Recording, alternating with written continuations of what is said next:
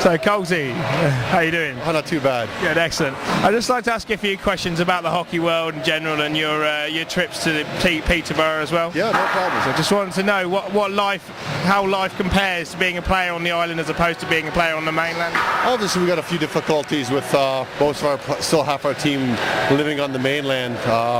Makes getting guys all over for training a little more difficult. Where even though for most guys it's only an hour away, you got to add in ferry time. So most journeys actually takes guys about 2 hours to get to the island just to get to training. So that's quite a tough schedule then, I suppose, through the season. Yeah, it is definitely. We left the island this morning. We were at the rink at 8:30 this morning, so we were on a 9:30 ferry, which makes for a very long day, especially for guys who got to go to work the next day.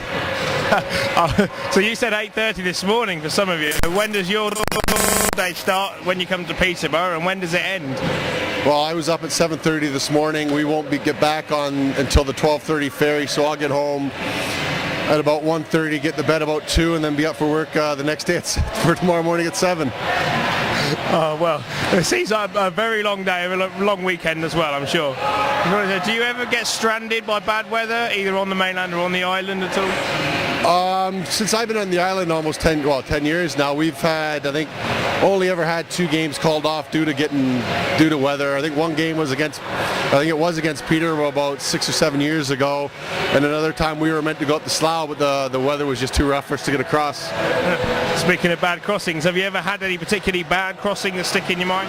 We've had a couple rough ones. It's not too bad on the car ferries. It's a lot rougher for the guys that take the fast cats across. The catamarans, they can get a little more hectic due to their smaller size.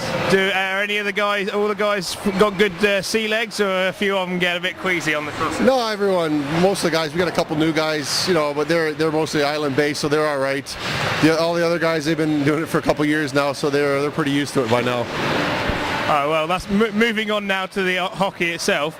Just wanted to know what the secret is to beating Guildford, because you've now beaten them twice and they've hammered us twice. So what's your secret?